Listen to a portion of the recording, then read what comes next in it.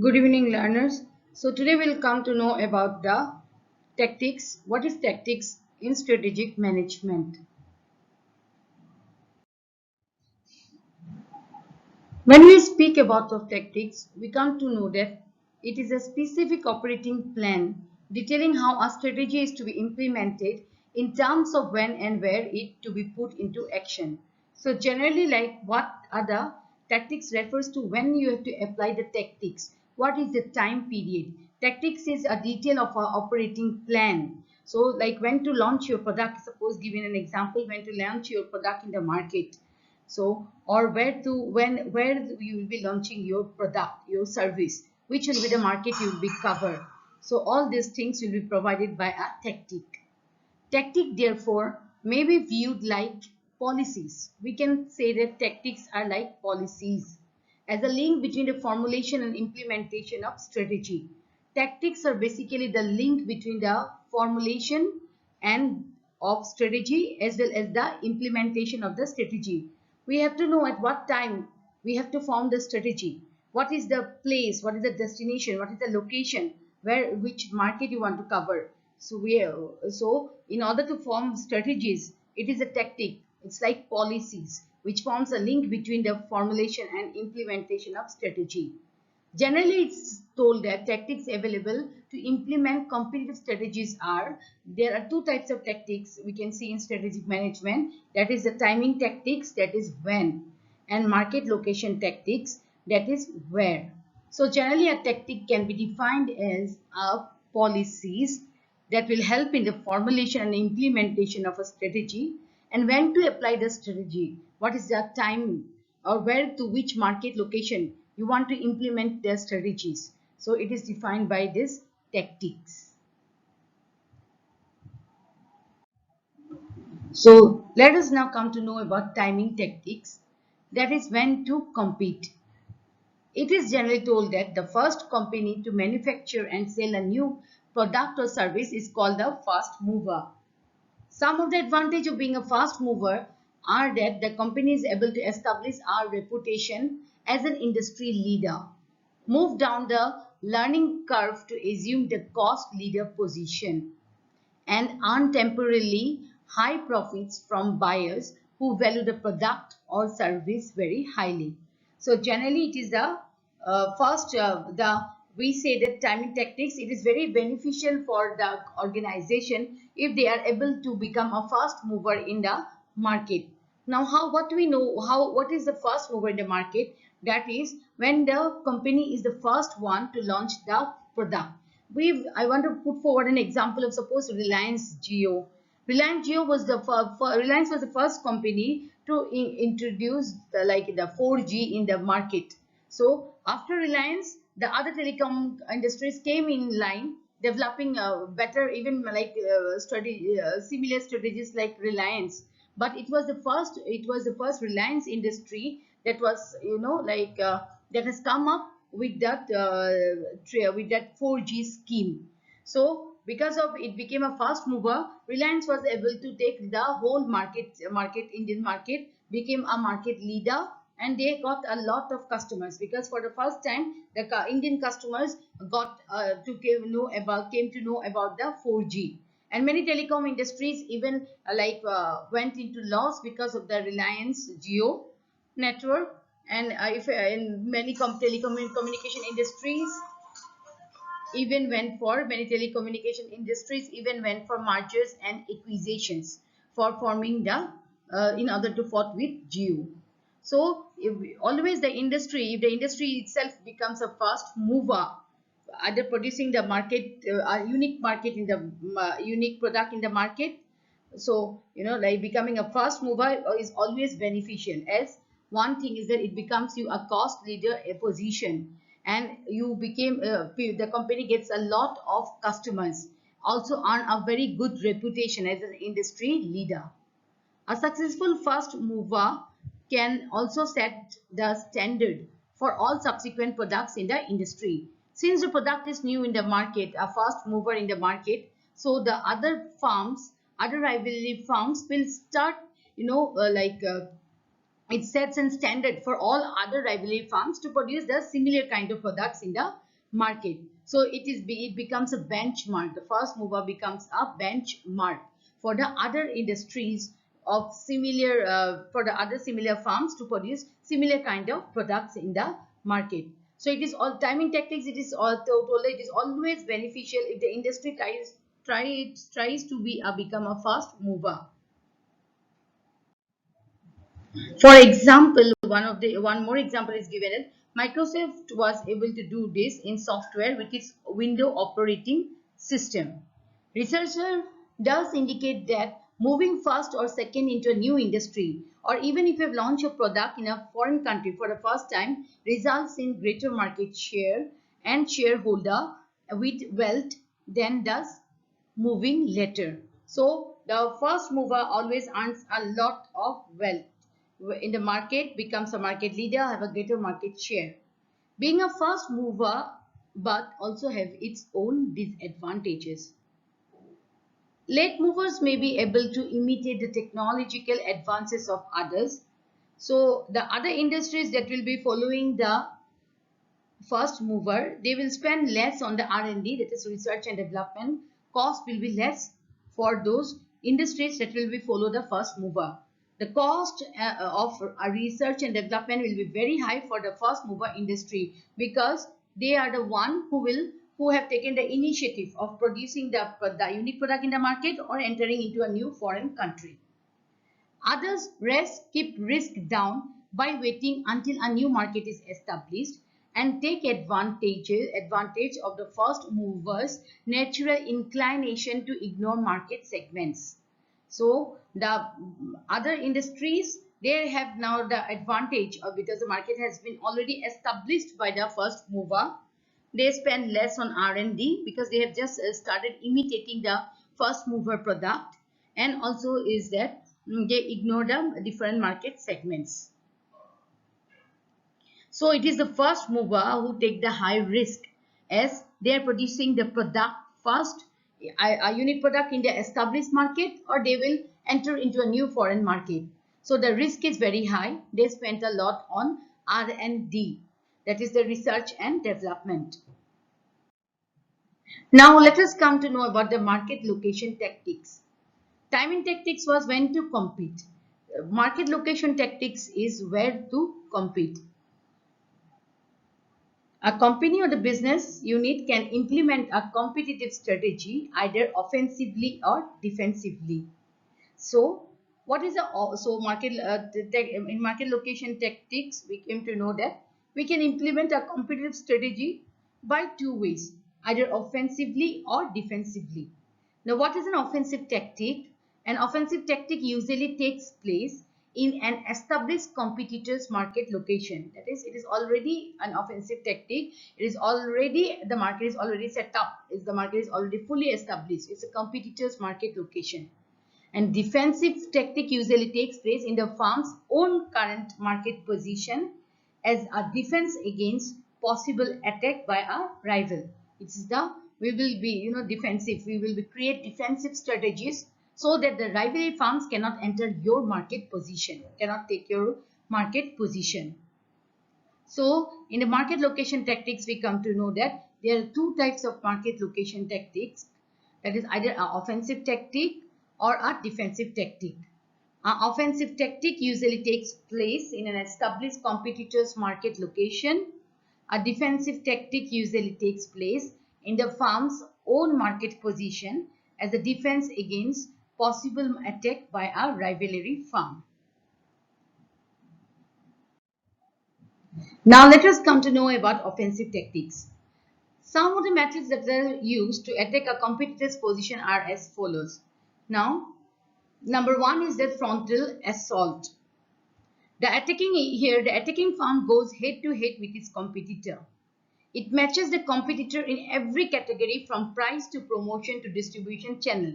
So it is a very tough competition given by a firm to another firm. They are taking step by step. Competition is in every move with the rivalry firm. To be successful, the attacker must not only have superior resources but also the willingness.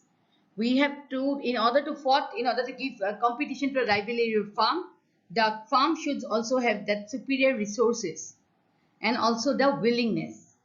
This is generally a very expensive tactic, as it's an expensive tactic, frontal assault, as you are giving tough competition to rivalry farms. You are giving competition in their every step, from acquiring superior resources to spending money on the promotion, on the price of the product, spending money on the distribution channel. The way the rivalry farms are doing, the same way you are giving the competition to the rivalry farms. This is generally a very expensive tactic and may serve to awaken a sleeping giant. For example, as Nirma did to HLL in the detergent cakes, depressing profits for the whole industry. So Nirma used one of the strategy that was used by Nirma is that frontal assault with their rivalry firm HLL, giving tough competition in every move of HLL, that is Hindustan Lever Limited. So in frontal assault, we come to know that here the competition is very tough, and there is the farms give competition in every step to the rivalry farms. It matches their competitors in every category, from price to promotion to distributional channel, and it's an expensive tactic. Now let us come to know about flanking maneuver. Rather than going straight for a competitor's position of strength with a frontal assault, a firm may attack a part of the market where the competitor is weak. So in flanking maneuver, the firm tries to find the weakness of the rivalry firm so that they can attack that weakness of the rivalry firm. To be successful, the flanker must be patient and willing to carefully expand out of the relatively undefended market niche, or else retaliation by an established competitor. Now, in the next type of tactics that we come is a bypass attack. Now, in the bypass attack, rather than directly attacking the established competitor frontally or in its flank, a company or business unit may choose to change the rules of the game. This tactic attempts to cut the market out from under the established defender by offering a new type of product that makes the competitor's product unnecessary. So it is like, making the competitor's product completely unnecessary. So this tactic attempts to produce such kind of product or services that becomes the competitor's product unnecessary, useless in the market. If we give an example, let us see in the example the telecom communication industry. First, before mobile was introduced, there were landlines. But once mobile were established, there was a before landline, after landline, and before launching mobiles, there were even like some products came in the market. But when mobile was launched, there was a product known as pager. So pager was a new kind of product in the market. Through pager, one can send messages, but no calls. When mobile was introduced in the market, pager became completely unnecessary. So we can take the example of, in bypass attack, we can take the example of pager and the mobile phones. Even the landline became useless after the introduction of mobiles in the market. So it's a kind of bypass attack where the rivalry farm produces such kind of products, such kind of new products that become the other farm's products seems to be useless or unnecessary. Now let us come to the encirclement. Usually evolving out of a frontal assault or flanking maneuver, encirclement occurs as an attacking company or unit circles the competitor's position in terms of product or both. The encircler has greater product variety. So here what happens, like the encircler will have a greater product variety than the rivalry farms. They have more product line ranging from low to high price and or serves more markets. It dominates every secondary market. Suppose if a farm is operating only in the national level Encircler will enter into other foreign markets. So it evolves out of a frontal assault or flanking maneuver. Encirclement occurs as an attacking company or unit circles the competitor's position in terms of product or both. The encircler here, the encircler will have a greater product variety, or they will serve more markets than their rivalry firms. Now let us come to guerrilla warfare. In guerrilla warfare, instead of a continual and extensive resource expensive attack on a competitor, a farm or business unit may choose to hit and run.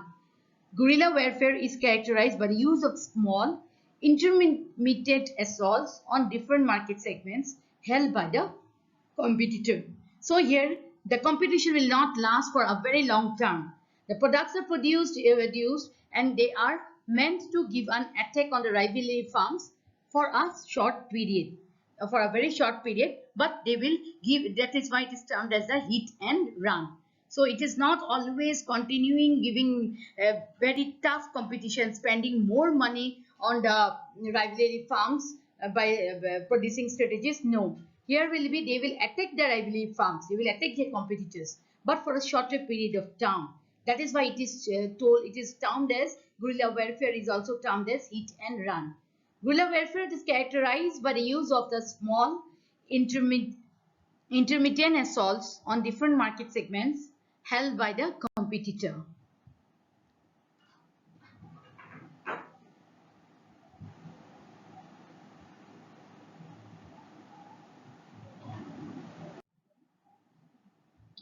Now let us come to defensive tactics.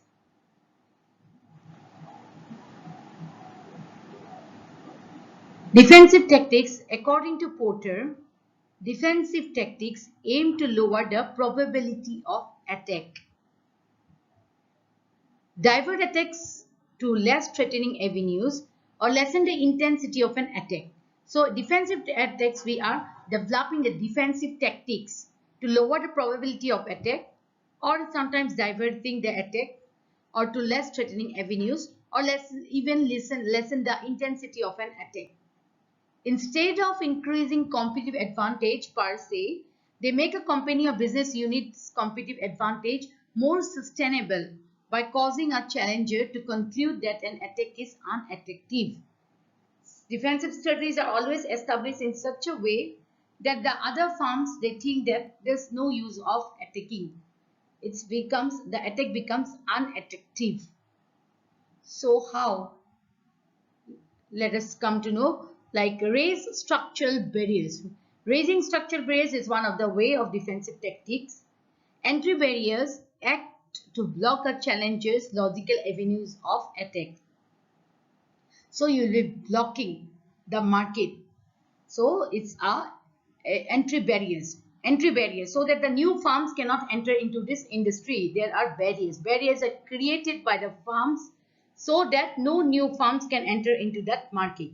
Either create entry barrier or block a challenger's logical avenues of attack. Block channel access by signing exclusive agreements with distributors. Sometimes we see that these distributors are only selling the brand of this company, the product of this company. No new companies. They are not taking agreements with no new companies. So this is one of the way you block the channel access by signing exclusive agreements with the distributors. Avoid suppliers that also serve competitors, and to avoid the suppliers that might also serve as your competitors.